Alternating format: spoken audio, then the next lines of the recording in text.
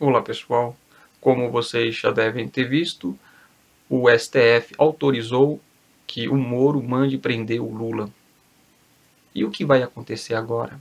Bem, primeiro é importante a gente dizer que é muito, mas muito lamentável que o presidente mais querido da história do Brasil seja condenado por um crime que sequer existiu.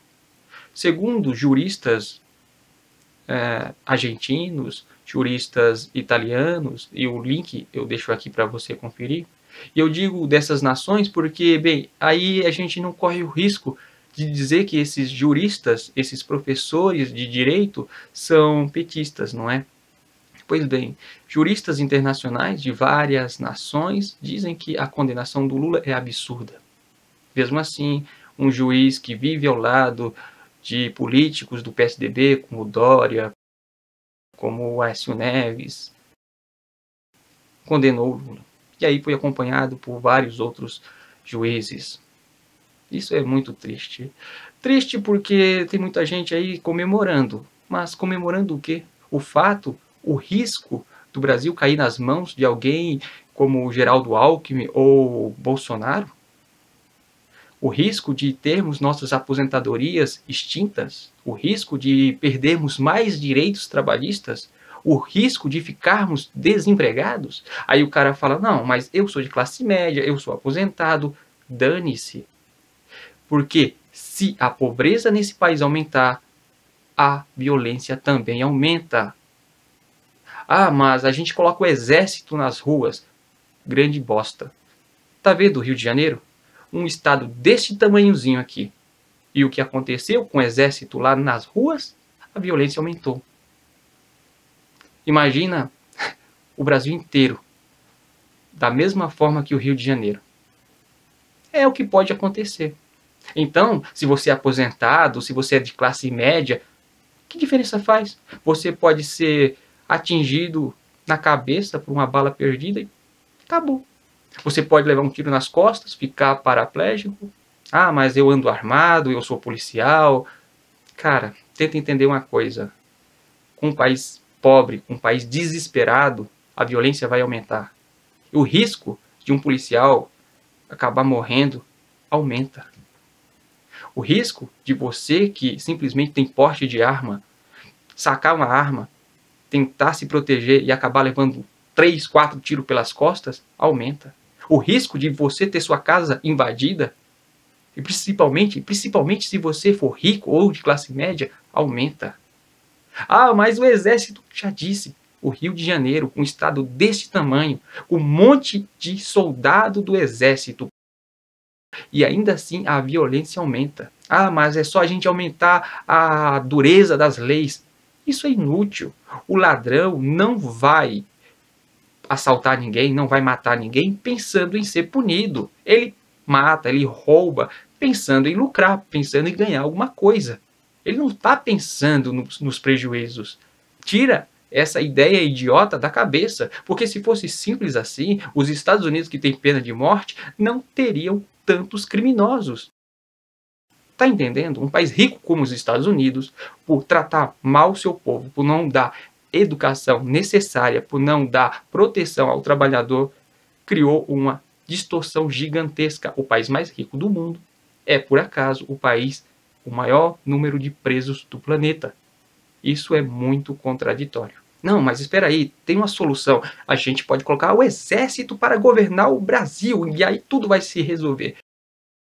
A violência do Rio de Janeiro, o tráfico de drogas no Rio de Janeiro, praticamente teve início durante o regime militar. Só para você ter uma ideia. Outra coisa, a fome existia em grande quantidade durante o regime militar. Tinha gente morrendo de fome no Brasil inteiro, não só no Nordeste, mas nas grandes cidades. Nunca se esqueça daquela promessa de que vamos deixar o bolo crescer para depois repartir para os pobres. E esse depois nunca chegou. Aí você pode dizer, não, mas você está mentindo, porque durante o regime militar tinham muitos empregos. Por um curto período de tempo, os militares pegaram dinheiro emprestado para construir várias obras, mas não conseguiram pagar. Resultado, o salário do trabalhador diminuiu muito e deixaram a dívida para os outros governos pagarem. Por acaso foi o Lula que pagou a dívida dos militares. Tá bom? Só para você ter uma pequena ideia do que você está pedindo quando você pede o exército. Você sabe por que o exército largou o governo na mão dos civis? Porque a crise estava tão grande, mas tão grande, que eles sabiam que uma hora o povo ia perder a cabeça, iam arrancar eles à força, e aí eles iam pagar pelos seus crimes, pela ditadura, com muita severidade. Mas como eles foram muito mais espertos, eles largaram para dizer, olha, a gente é bonzinho, toma aqui, a gente não quer ser punido, deixa como tá, acabou. Simples assim. Ok, mas o Lula vai ser preso, e agora? O que é que vai acontecer? Pois bem, é uma coisa extremamente difícil para se prever, até porque eu não tenho bola de cristal. Mas podemos levantar certas hipóteses. Quando o Lula for preso, a população, ou uma grande parte da população, vai ficar extremamente triste, extremamente chateada e vai para as ruas. Não para quebrar nada, mas para manifestar sua tristeza, sua amargura. Aí pode ser que algum policial, fã de Bolsonaro ou coisa parecida, agrida algum petista ou uma pessoa que não é petista, mas gosta do Lula. E aí alguém filma. E aí as coisas podem sair do controle.